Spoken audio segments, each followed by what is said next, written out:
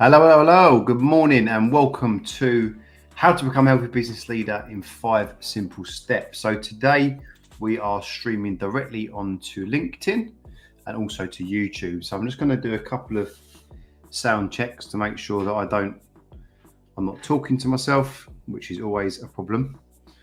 So we'll check. So if you can give me a little thumbs up, guys, if you can hear me, that would be great. And that means I know that you can hear my audio. I don't spend an hour talking to myself.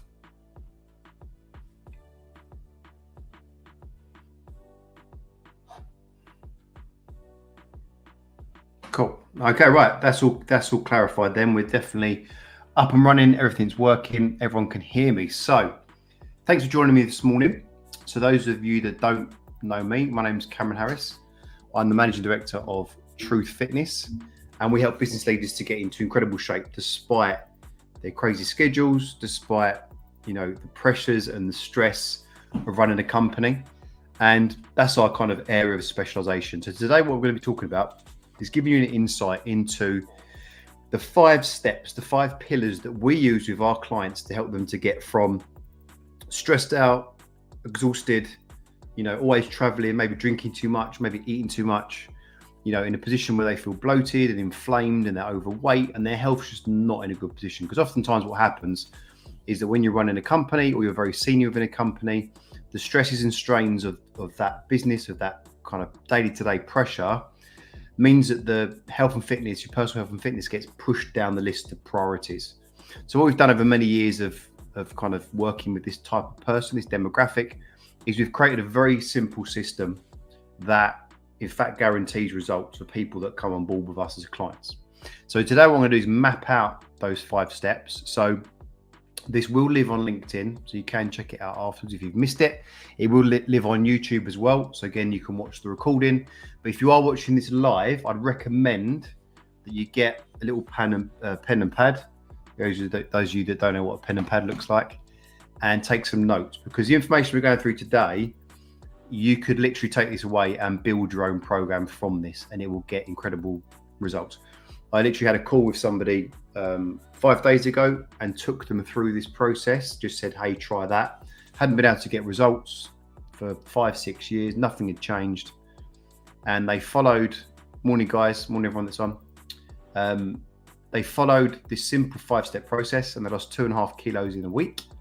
They started to improve their sleep. Their skin started to look better in such a short space of time. They're feeling more refreshed, they're feeling more awake. So this is information that has been tested a lot of times. And it's information that is simple, it's information that you can take away and you can use yourself. Okay. Ideally, you're gonna want someone to support you through it. And maybe after this call, we can talk about that. But the information is good and it's gonna really help you. Okay, so let's get into it then. So what we're looking at when we go into the actual kind of slide deck, there's going to be a Q&A at the end, so don't feel like you've got to kind of jump in, or you can ask questions, but we'll do that at the end. So if you can just kind of save those up, right? So a little bit of an introduction to the company and a bit of an introduction to kind of what we do.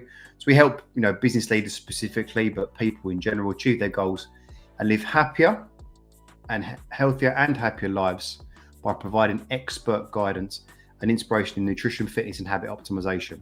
So we really promote human first fitness is part of what we do on a daily basis, because we know that there's a big trend towards AI and tech, and the amount of people that text me about programs they've had built by AI and technology and all this stuff is very worrying, because what we can see is that unless you're dealing with an actual human, the information you're being given is going to be generic, even though it feels like it's very specific for you.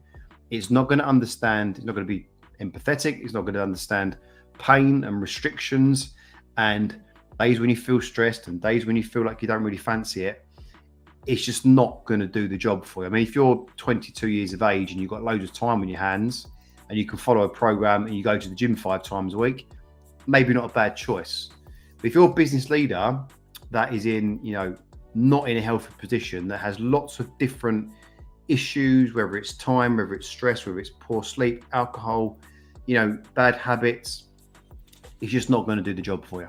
Okay, so having a system, having a support network, having accountability, and an expert, a human expert, not a computer, will certainly be a good option for you. So we're London based. So we were based in the City of London for many, many years. Firstly in Shoreditch, and then we moved to the City of London, so the square mile, and we're based very close to the Gherkin, inside of a building, inside of a club called the Devonshire Club. We're there for many years before COVID hit, and we built this rapid result system, which is our 6-week system. Okay, it's 100% guaranteed. It's got 100% success rate. There's a couple of reasons for that. One, it's a bloody good system and it works. The second reason is that we have an application process around who we work with. So we don't work with everybody. Okay, so we don't kind of, if you're a wallet and a pulse, you can come work with us. You need to be in a position where you're ready to get results. Okay, you need to be in a position where you're ready to trust the process.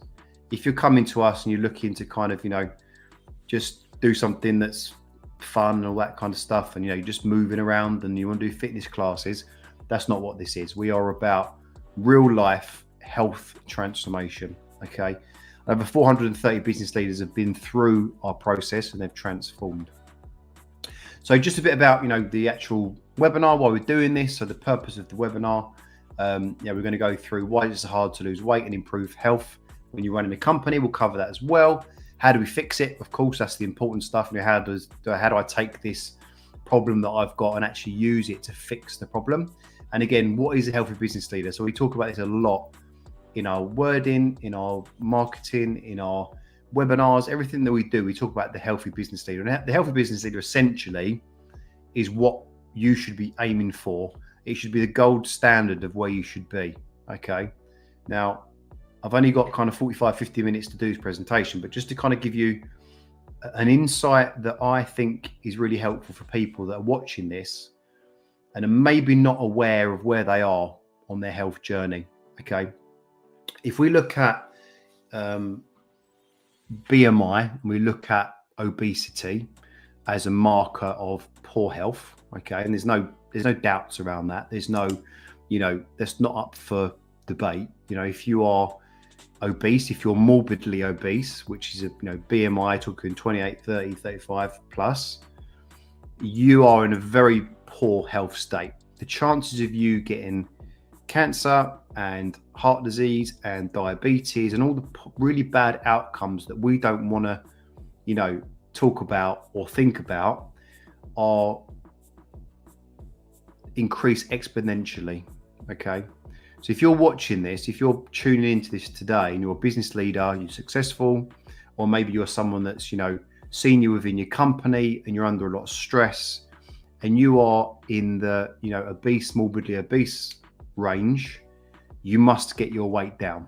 Okay, I use the word must because this is not a game. This is not something that you can just play around with. And we see it all the time, and it kind of quite frustrating to speak to business leaders that are running companies, very successful, very, very smart people, and they've got the means to kind of invest in this stuff, but sit on the fence because they feel that it's okay. Well, I'm here to tell you that if you are in that position, if you are overweight, if you are in a highly stressed position, you've got pressure of teams and cash flow, all that kind of stuff. If you're traveling a lot, if you're drinking quite a lot, if you're eating the wrong foods, you're really not in a good place. You need to start focusing on becoming a healthy business leader because the outcomes of not doing that, I'm not going to scaremonger here, these are just facts, is not a good one. And we don't want to be having conversations with our children and with our grandchildren around, I didn't take action when I should have, and now I've got a problem that's unfixable. Okay. So why do we need to become a healthy business leader, and how do we get there fast? Obviously, we're going to finish with the Q&As at the end. I'm very active on LinkedIn. True Fitness is very active on LinkedIn. So any questions you've got, guys, do feel free to reach out anytime. Okay. So why are we doing this webinar? Why am I sitting here on a Friday morning at 11 o'clock, doing this webinar? Let's be frank with you about this, right? So we're looking to educate people around a simple framework, morning Ash, a simple framework that helps people to go from a position of not knowing what to do, of being lost and confused, and getting themselves in a position where they go, you know what, I can actually do this. I can take action. I can make the changes that I need to start working towards this healthy business leader. Okay. And again, we're building our brand. I'm being completely transparent with you here. We want to build our brand. We want more people to know about what we do. We We want to grow our engagement, so more people kind of engage with our content. As you can see, again, if you follow us on LinkedIn, if you watch this on LinkedIn right now, we're very active. We post a lot of content, and it's all driven towards that demographic, that person that we just spoke about. Okay, and of course, referrals and recommendations. If you've got anyone that you think would benefit from this, share it with them. Introduce them to us as a company. We're very good at what we do. Okay, and of course, you'd love to win some business. So let's get into this then. So like I say, if you want to grab a pen and paper, we're going to get into the kind of meat and bones of this, right? And make this as value driven as possible. And again, any questions you've got, please do ask. Please do hit us up at the end or message us. We're very happy to help. I do understand there's a lot of information coming over. And, I watch stuff on LinkedIn Lives. I watched Ash's, the WAM guys, watched their presentation. It's a lot of information. And it's new, and it's, if you're not in this space, it's quite a lot to digest. So please ask questions. We're very open. We're friendly and supportive. Is kind of part of our ethos as well. Okay. So why business leaders? Well, when it comes to kind of the people that we work with, and it kind of happened 6, 7, 8 years ago, really, we started to work with more business people. We started to work with more managing directors, and slowly but surely, it started to become our thing. And what we kind of started to observe, what we kind of started to understand is that business people, business leaders, there's a big strain on their mental and their physical health. Okay. I run a business. I get it. I know what it's like. I've been through the mill with it. I understand it. The ebbs and flows, the ups and downs, the team member that's playing up, or the client that lets you down, or the client that never paid, the travel, the expectations around what you should be doing, the expectations from clients that you should be going out and drinking alcohol and eating bad food. Okay. We get it. We understand how this world works. Okay. So if you're watching this and that resonates with you, these are a few things you might be struggling with, right? Insane working hours. Okay. If you run a company, there's no such thing as out of hours, right? We all know that. Okay. Especially with our phones now, with our computers, everything follows us everywhere, okay? Especially if you're like an entrepreneurial type, it's 24 hours a day, right? Probably struggling with your sleep. So whether it's lack of sleep, quality of sleep, sleep's a big one. And we'll talk about that in a bit more detail.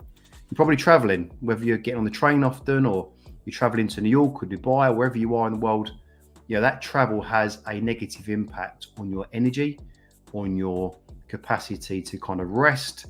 There's also a lot of bad choices around because you're in airports, there's plain food, which is crap, for want of a better phrase. Also, you've got this pressure around entertaining, right? Going out, drinking, eating, schmoozing clients, especially in the early days. What we find happens, a lot of our guys are 45 plus, very, very successful people. And what happens is there's this kind of, when they first start, they have to do it, right? Because they have to meet clients, have to go and schmooze people, they have to network, okay? But then what happens is they get older, they get in the habit of it and they don't ever break it. And you kind of ask them, like, do you need to go to that event? Do you need to see that client? They're like, well, no, I don't need to, but I kind of want to. So there's a whole kind of, there's a whole complexity around that as well. Stress is a massive one. Like I said, client lets you down, team member doesn't show up, you've got an event coming up or a big pitch and someone's sick. This is business, this is what happens, right? Alcohol's a massive one. Huge one, okay? And we're not a company that says, zero alcohol, none of that kind of stuff. We get it. It's part of life. We live in a country where culturally it's a big part of going out and meeting people, and it's a big part of, family get-togethers. Problem is that most people use it in the wrong way, and they also make bad choices around it. They create negative habits around it, and they use it as a stress reliever, which, we've all been there and we've all done it, but it's just not a good choice. Okay. And again, eating on the go. So grabbing food on the go, grabbing sandwiches, grabbing meal deals, whatever that might kind of, be for you. Croissants and lattes is a big one. And stimulants, because you're so bloody exhausted because of all the stuff I've just mentioned, you live in a world where potentially you're caffeinated all of the time. I'll tell you a quick story. I met this gentleman about 3 years ago, and he didn't sign up as a client, so he's not a client of ours. But I was talking to him about, his energy and how bad his sleep was, and alcohol being a big problem for him. And we kind of spoke about caffeine a little bit. And he said that, I do have the odd coffee. Anyway, thought nothing of it. Thought, okay, cool. Doesn't sound like he's having a lot of coffee. Later on in the conversation, he revealed to me that he was having 15 to 20 coffees a day. Don't even ask me how you do that, but he was. So he's obviously getting up, having a large one, and it's one on the train, one when he gets to office, all day long. Okay. I'm not saying there's people on this call that are in that world, but that's too much. Okay. There's a limit to how much caffeine should be having. People have got a very bad relationship with caffeine as well. It's the difference between using it because you enjoy it and it's part of your kind of daily routine, gets you going, and using it because you're exhausted. Big problem that we find, and again, you might be watching this, and this is not specifically for business people. I think it's just across the board. I did a video on this, a couple of days ago about, I really don't like the way the fitness industry is going. I don't like the way that, spend 30 seconds on TikTok or Instagram and you will see experts, within their space arguing and calling each other out. And it's a little bit like a school playground for me. It's not helpful. And I feel sorry for the people, that want to find that information, that actually want to find a resource that's helpful for them. Okay. So again, we're called Truth for a reason. We're honest, we give you advice that will just work. And when it comes to that kind of, the kind of spats people have and all that, we don't go with all that. Okay, we are client centric.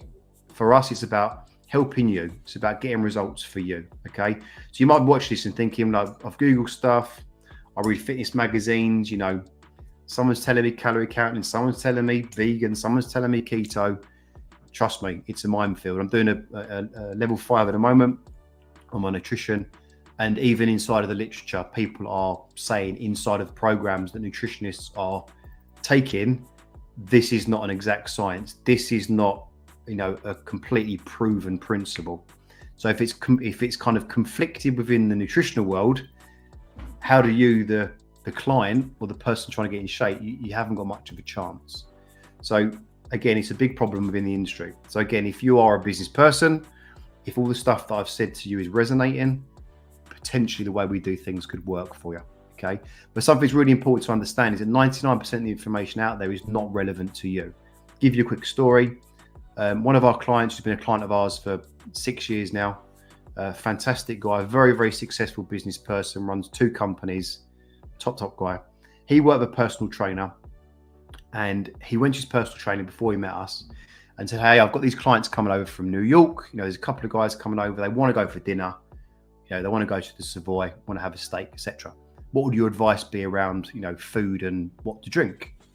And the genuine response that he got from that personal trainer, when he told me this, he told me, and he had a bit of a wry smile on his face because it's a bit ridiculous. He told him, have a piece of steak or some chicken, just have the broccoli and drink water. Okay. So in the personal trainer's mind, that's great advice. In the mind of the person that's got these 2 clients coming over from New York that want a good time, it's useless. Okay. So you can see how business leaders get very frustrated because a lot of the information they're getting is poor at best. It's generic. It doesn't take into account the specific nature and demands of business, which is, again, what we do. All right. So again, I want to try to break down some beliefs here. I want to give you some clarity around what should be possible, what you should expect of yourself. I'll tell you straight off the bat though, what you shouldn't expect of yourself, and we see this all the time, is that you can be a business leader, you can run a company, you can have all the stress and strain and do ridiculous hours and be Michael Jordan. Okay. If you're a professional business person and you have got a lot of kind of stress and restrictions around time, the chances of you being a professional athlete are 0. Okay. So you need to drop the ego and be realistic around what can I achieve and keep doing what I'm doing when it comes to business. Okay, things can change. People sell businesses and people, move out of business and they have time on their hands. But if you're a business person that's in the business right now, stop thinking you're going to be Michael Jordan or break records that you did when you're 20. Let's start with the basics. Let's start with, for example, when it comes to time, when it comes to training, flexibility around your training. Okay, making it a priority, getting some accountability around your training, When it comes to sleep, rather than trying to make it perfect, let's look at improving the quality of your sleep. If you're traveling a lot, let's look at hotel workouts so you don't keep falling off of your plan. Okay. When it comes to entertaining and going out with clients, let's look at adding some fundamentals in there, which mean that when you do go out with a client, you know what to eat and drink, and you don't fall off plan and then push the F it button and then go mad. Okay. If you're stressed and you haven't got much time, watching some people online and they tell you to do 2 hours yoga and 2 hours meditation, all this stuff, and cold plunges at 4 a.m. It's just not applicable to people that are busy. Okay. So 2 great things you can do for stress is actually start working out, start moving your body a bit. Okay. Also, if you get 30 seconds, 10 deep breaths, 10 deep breaths out. Really simple. Takes 10 seconds, maybe 20 seconds. Depends how quick you breathe, right? Alcohol. If alcohol's a big part of your life, start looking at damage limitation, switching out bad drinks for good drinks. Okay, kind of swapping out better options. Eating on the go, eating on the fly. It's part of what you're going to have to kind of get your head around. Start working out, what should I grab and go if I'm short on time? And again, when it comes to stimulants, start using them strategically rather than as a standard. And don't be like, person X that drinks 15 to 20, because that is insanity. Okay, so how do I become a healthy business leader, Cam? Stop waffling on, start telling me magic stuff, start telling me the good stuff. So we've got a 5-step process, which is really simple. Okay, starts with habits, goes on to training, moves into nutrition, sleep, and NEAT. And we're going to break these down and take you through each step. Again, I'm up against the clock a little bit, so I'm going to give you an overview. Any questions, you hit us up. So just a quick offer then. This is just a blatant pitch, and we run a company. We're here to expand our network, expand our business. We can help you to lose up to 20 pounds in 6 weeks, help you to build new healthy habits. If you're looking at your diary and thinking, how am I going to fit all this in? How am I going to cut the booze down? How am I going to make better habits around my food and my training? Help you to transform your health. Also, a big part of what we do is allowing our clients to actually do the things they love for longer. So to give you an example, I speak to lots of people in the business space, executive people that have got themselves in a position where they can't play with their kids any longer. They can't play football with them. They can't kick a football around the garden because their body's in pain. They're overweight. They're in a position where if they run around the garden, they're exhausted. So, when it comes to that stuff, that's what's important. That's what you love doing, right? I don't know any parent or grandparent that doesn't love playing with their kids, even when they're driving a bit mad, right? But it's a great way to kind of think about why you're doing this. Why do you need to get yourself in shape? If it's not for you, if it's not for getting back in your favorite suit, think about the people you're doing it for. People around you that will be positively impacted. Again, start to think outside of your own circle as well, right? And a big part of what we do is you actually start to inspire your friends and your family and your team. Okay, we've got executive programs. We're going to companies and deal and kind of help senior executives. The shift you can see in culture as the manager looks at the senior manager and the senior manager looks at the executives and sees those guys getting in shape, you'll be surprised. It's incredible. It's very, very powerful. That impact that it has when you get in shape as the executive, as a business owner, I can't begin to tell you how powerful that is. Okay. If you want to learn a bit more about that, if you want to reach out to me afterwards, you can hit us up at hi@truefitness.co.uk or message me on LinkedIn. I'm around. Right. So let's get your pen and paper out then, guys. Let's get into this. So again, I'm going to kind of be as informative and explain this as best I can. I'm short on time, so I will do my best. Again, any questions, give me a shout. Right. So the great thing about habits is that you've already got some.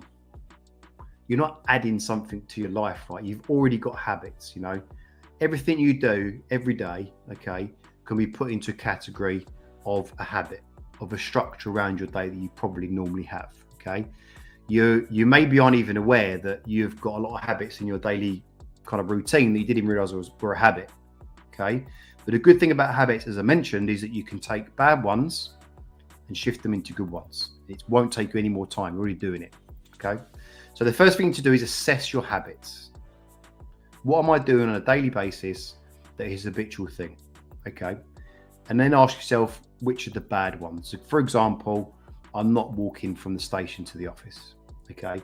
Or I'm grabbing a croissant every morning on the way to work, or 3 times a week, I'm having a pint in the ship on the way back to the station. Okay.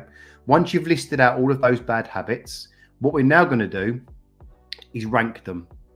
And the top 3 to 4, don't do any more than 3 to 4 because it'd be too much. Okay.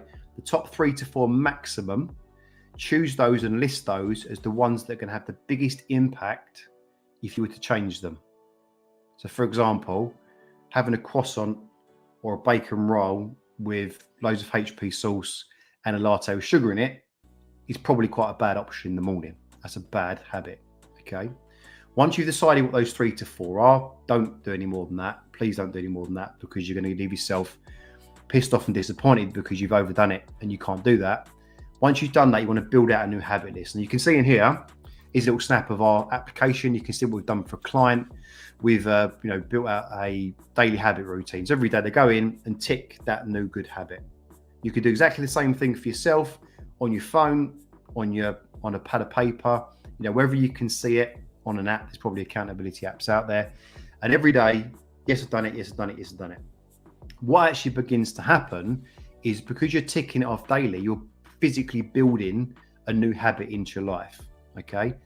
Newsflash, doing it for 14 days is not enough. Okay. Doing it for 4 weeks is not enough. You need to keep doing it until you don't need to list it off. Okay. And you can stop listing it when it just happens. Okay. A great way to make sure you're implementing this is to bring accountability into the mix. Okay. And if you want to do this on your own, the problem you've got is holding yourself accountable is very difficult. That's why we've got a company, because we hold people accountable to the things they said they wanted to achieve. Okay. If you're somebody that cannot hold themselves accountable and you're on this call thinking, I keep making bad choices, probably holding yourself accountable is not going to work. What you can do, which is a free option, is find someone in your circle that can hold you accountable. Do not choose John or Jane from down the pub, who's in the pub every night having drinks, okay? Because they can't hold themselves accountable, so they're not going to hold you accountable. You need to find the guy or the girl that's in the gym every day, that's relentless, that comes in every time, never misses a day. That crazy person is the person that you should be called in to keep you accountable, because they won't let you off the hook, okay? However, they might get annoyed at you and give up if you keep not doing what you said you were going to do. Okay, so accountability is key. So training is the next part of what we do. And again, all these subjects, guys, I could talk for an hour on each one. So, do write down best notes you can and take action on these as well. Okay, so let's keep this really simple. Assess your current program. Is it working? Are you getting results? If the answer to that is no, it ain't working. It's no good. Very, very simple. When it comes to programming, I've spoken to people that have been doing the same program in the same gym for 2 to 3 years and haven't seen a single bit of progress. What a waste of time. If the program isn't working, you need to change it. Ask yourself this: is it time efficient? Going on the treadmill for an hour and a half, or the cross trainer for an hour and a half, or whatever it is you're doing, is not time efficient. It's a waste of time. It's commendable that you're doing that. Great, well done, but it's not going to get the change that you want. Is it flexible? Does it move around you? If you miss a workout in the morning because a board member wants to have a chat or a client needs to have a chat, is your program flexible enough so you can do it in the afternoon? Okay. Are you missing sessions? If you're missing sessions all the time, something's off. Either you hate the workouts, probably though, it's because you're not getting results. If you don't get results in a program, it's a guaranteed way to get annoyed at it, because it's just not getting you what you want. Okay. When you start to build yourself a new program, when you start to build in, a new training program, new routine for yourself, avoid tons of running. Because, the reason I say this as well is because every January, I've done this for a long, long time now. I'm older than I look. I know I'm 25, but I'm not. I'm 37. Most people, when it comes to January or starting something new, go, right, let's go running, because it's free, it's easy, it's outside the front of your doorstep, it requires a pair of trainers, and then you're good to go. The problems that we see with running is that if you're in bad shape, if your posture's bad, if you're weak, if you're overweight, if you're inflamed, if you're dehydrated, if you're drinking a lot, it's a gold-plated way to hurt yourself. And there's only one step that's worse from doing nothing, and that's not being able to do anything because you've hurt yourself. It's the worst place to be. So please avoid tons of running. Couch to 5Ks, all this stuff, it's great, but just do the walking version. Do not run, okay? Once you're in great shape and you're strong and you're fit and you're resilient, run as much as you want. It's not going to be a problem. When it comes to actually what type of training should you be doing, you need to be focusing on bang for your buck, big muscle movements. We're talking deadlifts, lunges, pressing, where you're moving your body, your whole body at the same time. Reason being is you're going to get much more out of that from a hormonal position, from a overload position, from an intensity position, from a metabolic change position, from a results position. It just helps. You going in the gym, if you've got 4 stone to lose and doing bicep curls for 10 minutes, guys, it's literally a waste of time. You might as well not bother. I mean that genuinely. I'm not being harsh. I'm just telling you the truth. It's a waste of time. Okay. If you've got 4 stone to lose, stop doing abs. Stop doing biceps. You need to do bang for your buck workouts. Nutrition. This is the good stuff. And I'll get lambasted for this, no doubt. I'll get messages saying I'm chatting nonsense. I don't really care. I'm here to help people, and this stuff works. Most people we talk to, most people we bring on board, or people we have conversations with, have the following issues. One is they don't eat enough protein. And I know everything you read in the news, everyone's telling you the opposite. Everyone in England, UK, we all eat too much protein, we're eating too much meat, eating too many eggs. My experience is that most people in the business space eat too little. So they'll wake up in the morning, they'll run at the door with a piece of toast and jam in their mush, run into the train, bang a coffee with sugar down. They'll wait to lunchtime, they'll stick a Tesco meal deal in their face with, bread and crisps and fizzy drinks. And it just leads them to a position where they're not actually eating any protein. And what happens is they're not eating any healthy fats as well. And as a result, they're overeating on sugar, which is massive problem with eating too much sugar. And again, there'll be people in the calorie counting world that will say, you can get away with this, you can do this. We're not stupid, right? Eating sugar every day, eating too much of it, eating poor quality proteins, eating poor quality fats, eating chemical laden foods. Come on. It's not rocket science, is it? It's quite simple. So one of the issues you have when you start to eat these kind of carbohydrate and kind of synthetic fats and poor quality fats and trans fats is what starts to happen. You get something called the Randall cycle. And what starts to happen, it starts to create inflammation in the body. So a big problem we've got at the moment is people being obese, eating too much processed food. You've seen it all over the news over the last couple of weeks, the study that came out. Processed foods is creating a big problem with obesity and with inflammation. And yes, and I'm going to have people on here saying people are eating too much. Yes, they are eating too much. They're also eating too much crap and they're eating the wrong stuff. Okay. It's not as simple as just eat less. If you're eating less of crap, you're eating less crap. You're not eating better. You're not actually educating yourself and being proactive around what a good meal is and what a poor meal is. Some of the things that happen when people start to fix this, they start to recover better from training. They feel stronger.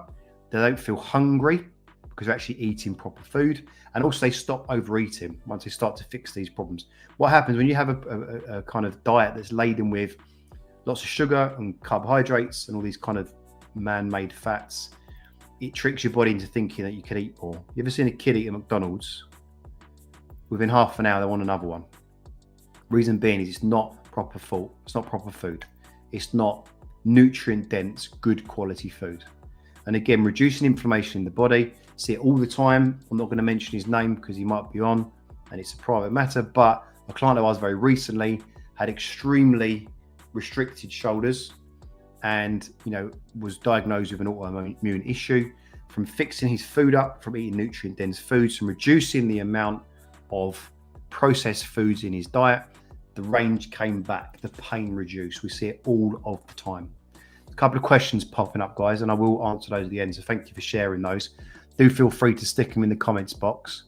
And Ash taught me a little trick the other day where I can now show that in the live as well. So reducing sugar from the diet.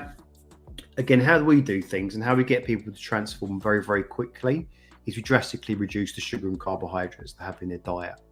So if you're watching this and saying, what can I do over the next 7 days to start dropping fat, dropping water, start feeling better, this is what you should be doing. Okay, so increase the amount of protein you're eating, not processed, not crap, the best quality possible, whether it's eggs, a little bit of dairy is fine, fish is all good, beef, chicken, we're not going to get too strict on what's happening. There are better, more complete proteins with more nutrient density, but as we start here, let's just start with more protein. And again, eating the right types of fat. So having avocados, having good quality olive oil, having butter. These are fats, these are macronutrients that help you to stay full. They're great for energy. They're imperative for hormone balance. People don't talk about this, but a lot of hormones and the processes around it require fat. They need fat. Back in the 50s and 60s, fat was vilified. You need it in your body. It's not something that you can just not have. What often people do is they'll go crazy and go high protein diet and eat chicken 6 times a day, have 0 fat in the diet and feel like crap. It's because you're not having the fat. Fat's important. And as best you can, try and keep your meal times as consistent as possible. When it comes to what types of food you should be eating, single ingredient, nutrient dense food is always going to be the best way to go. If you're someone that can't cook, you're going to find this more difficult. If you're someone that can cook, it's not difficult for you to cook this type of food. It's very, very simple. Just think, Mediterranean diet is very similar. Paleo would be a similar version. And any kind of advice you want around this, again, just hit me up on a message and we can definitely help. And again, with our application, with how we do things, we build this out for you. It'll all be inside your apps. It'll be customized. There'll be some examples of meals in there as well. And as you can see on there, just an example of one of our clients, smashing it and losing weight and feeling incredible. Sleep. We all know about sleep. It's very, very big at the moment. Everyone's talking about sleep hygiene. Everyone's getting more attached to sleep. I've noticed it in the last 2-3 years, having 2 kids, definitely. Those of you out there who've got kids, it's a full-time job. It's tiring. They're full of energy and we love them, but it's knackering. So sleep for me has become much more focus over the last couple of years. And I've noticed big differences in myself in, my energy.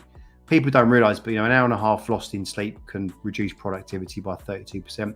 We all know that CEO or that business owner that's a bit of a beast and they're like, oh yeah, I can survive on 4 hours. I'm here to tell you, you can't. It's complete nonsense. It's just information that people feed themselves to make themselves feel better about, how great they are and how performance led they are and how successful they are. There's no 2 ways about it. When the pearly gates open, it's going to come sooner if you're not sleeping. It's just so bad for you. So really, really, really kind of write this down and put a big ring around it, guys. You've got to sleep. You have to improve your sleep. If you can't sleep for longer, we sleep, increase the quality. And there's a couple of ways you can do that. So a couple of questions to ask yourself. Am I falling to sleep easy? Do I get to bed, hits the pillow and I'm off? Okay, it's one question. So, are you tossing? Are you turning? Are you in and out of sleep? Do you stay asleep is a big one as well. Do you wake up without an alarm? Do you wake up every morning and you're blinking through your eyelids and the alarm's going off and you're trying to throw it out the window? That's a sign that your sleep's really bad. Something's off. And again, back to the stimulant side of things, do I need coffee? Do I have a coffee because I enjoy having a coffee? Or do I have it because I feel like I'm dragging myself across the pavement in the morning? 2 different things. If you don't get your sleep right, guys, please understand this. If you don't get your sleep fixed, you will not get results. Guarantee it. It's a couple of reasons. 1 is you won't recover. 2, you won't have energy in the mornings to train. 3, your motivation's through the floor. 4, you eat crap when you're tired. And you do. We all do. We're humans. The body's all very similar. And the 5th part of that as well is if your sleep is off, it's got this kind of daily impact, which means that in your head that you've only got a certain amount of energy because you've had a crap sleep. If you've got a really big pitch to do in the morning, you're going to save that energy for the pitch. I can't train today because I'm too tired. I can't get my steps in today because I'm too tired. I've got this big pitch coming up. You see how the psychology of that is debilitating. It's really, really bad. So sleep hygiene, you'll hear about this a lot, but just some really quick tips for you. 60 minutes prior to bed, don't drink any water. If you're sitting there sipping orange juice or whatever you're having, before bedtime, your bladder will fill up and it will make you wake up, okay? We're not 5 anymore. We don't wet ourselves, we wake up. So if you wake up at 1 a.m. because your bladder's full, then you wake up at 4 a.m. because your bladder's full, you've got a problem. You're breaking sleep because you're drinking too much water. So just stop an hour before bed. When it comes to the lights in your bedroom, if you've imagined Charles Dickens writing his books, with his little candle on, that light is perfect for sleep. It's low light, okay? Having lights on above your head like Tottenham Hotspur's training ground is not going to make you feel tired. It's going to make your body think I'm at a disco, or I need to do work, or something's happening that needs to engage my brain. So low light as best you can. If you've got a side light, put the side light on. I see people tell me they're sitting there with their main light on reading and then suddenly turn it off and it's dark and they want to sleep. Your brain's not ready. You're not going to get into sleep that way. Blackout blinds. Massive one. If your bedroom is light and summer's coming and we all know about 4:30 in the morning it starts to get bright. If you haven't got blackout blinds, your brain will wake up before you do. You will notice the light. So blackout blinds are really important. And blue light, every business leader on this call today, listen to my words. Stop using your phone in bed. Everyone's cursing me out now because it's a mad one. We've always got emails to do. We've always got work to do, and I've done it. I'm not saying I haven't done it. But when you sit there staring at your Mac or your phone or whatever you're doing, and then you turn it off and you try to go to sleep, it's like you just had a double espresso. It's not indicative of good sleep. Turn the blue light off, turn the phone off. Don't turn the phone off, just put it on silent. Get out of the room an hour before your bed. You're not going to miss anything that important. You know that as well. You can get up a little bit earlier and do it in the morning. That would be my advice. The only thing that, just a little side note, which works because, a lot of business people, their brains are very, very active because they've got a lot of stuff going on, right? If you find that, you've got a brain and a mindset, and I'm very similar, is I've got to do that job, otherwise I can't sleep. I've got to do that thing. Get a little pad next to your bed, little sticky notes or even a pad, and brain dump the things you need to do in the morning. What it does, it gets it out of here, puts it onto the pad, and it physically removes it from you. So in your head, I've written it down, so as soon as I wake up in the morning, I'll do it. What a lot of people don't realize is that I've had people in the past, and I keep everything in my head. I keep all my to-dos in my head. How do you do that? Like with all the stuff going on, how do you even keep it in your head? And the same person then can't sleep because they've got all this stuff going on in their brain all the time, going round and round and round and round. Got to do this in the morning. Can't forget to email that person. I've got this pitch coming in. You're killing your sleep. Okay. Massive one is caffeine. Don't drink caffeine after 12 o'clock would be ideal. So midday. People, if you're watching this and you're having caffeine at 3, 4, 5, 6 o'clock and you can't sleep, bingo, that's why you can't sleep, because you're having too much coffee.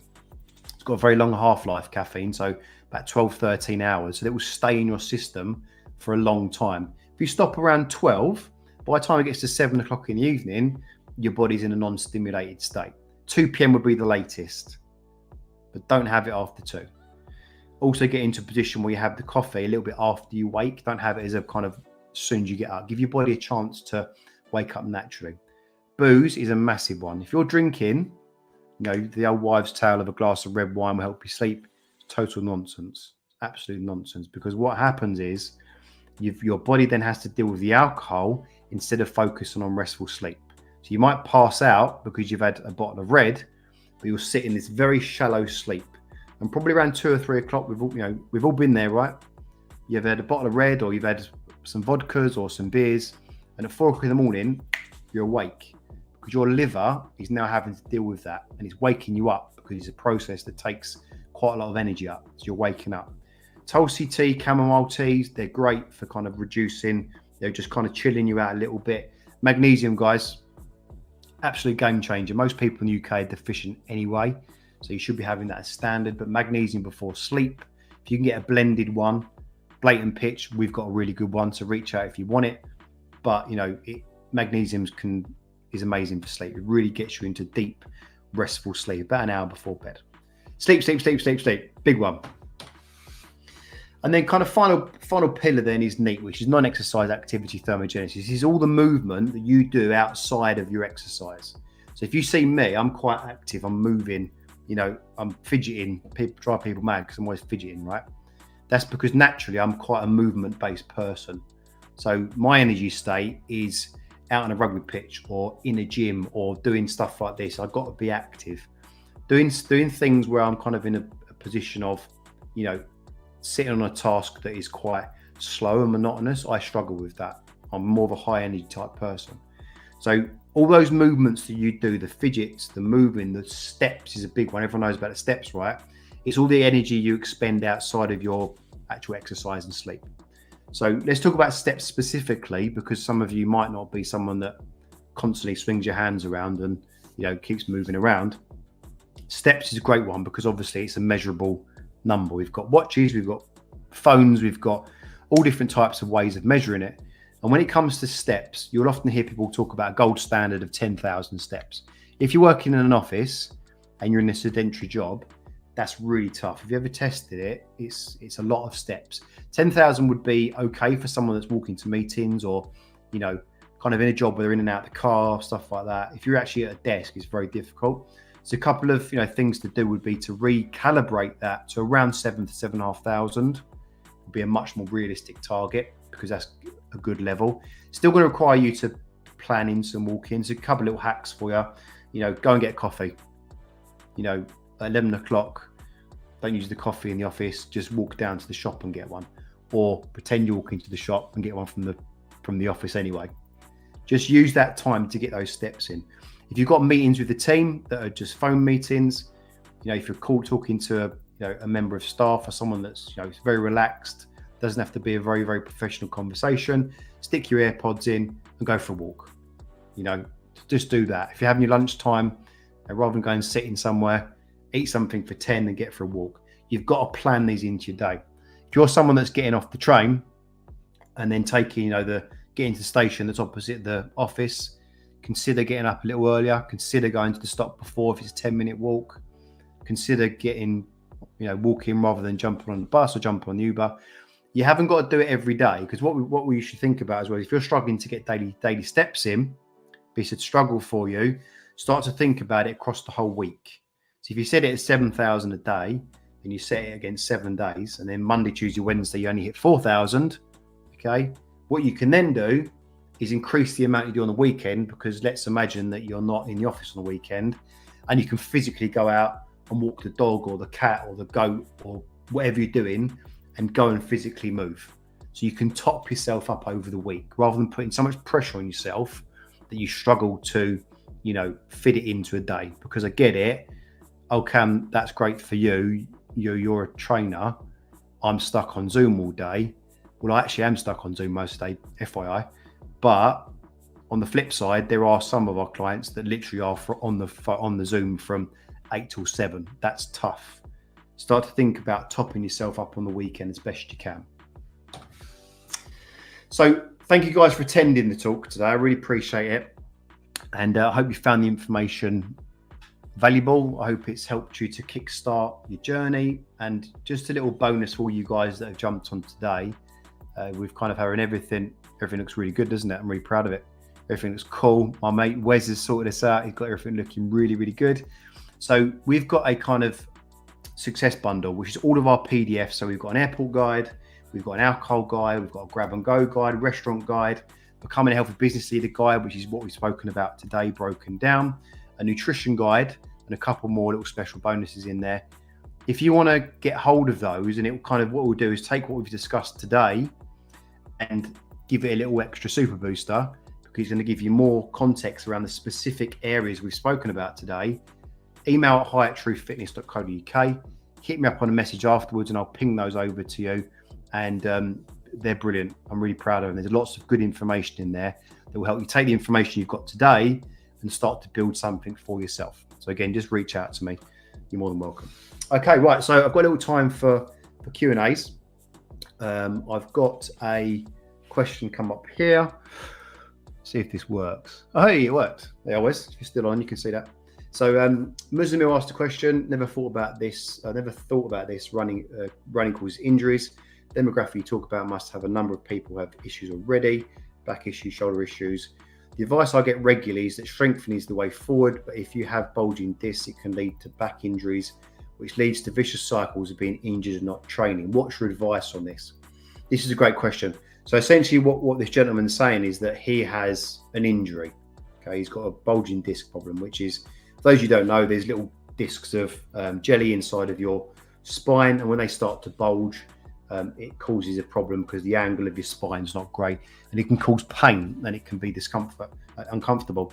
So when it comes to, I've got a couple of questions to ask you, and I don't know if you're still on, but a couple of questions would be, have you seen a trainer? Are you seeing a trainer that can guide you through the training? That would be my first question. Second question is, do you notice that the bulging discs get worse with certain exercises? So give an example, anything that's causing you to hyperextend your spine and flex your spine.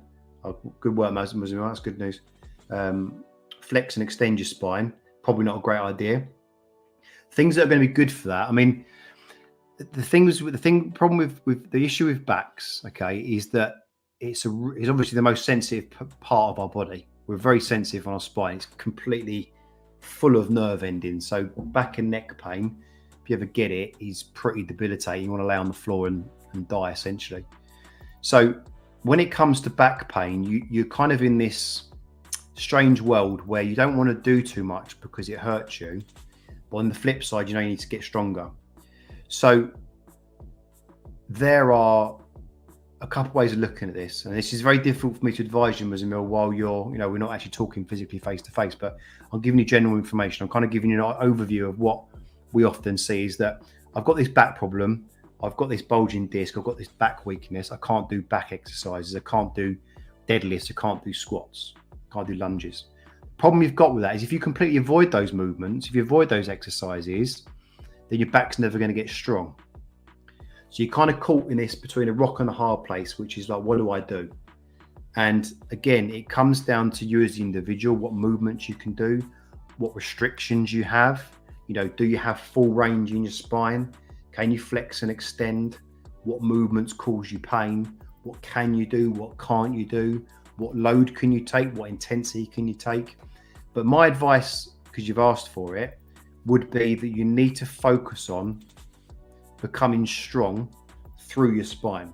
So having the ability, because at the end of the day, right, you've got the bulging disc, which obviously is a problem. When it comes to the spine, it's completely covered with muscle, okay? All the way from the QLs into the lats, into the traps, all around here is all muscle.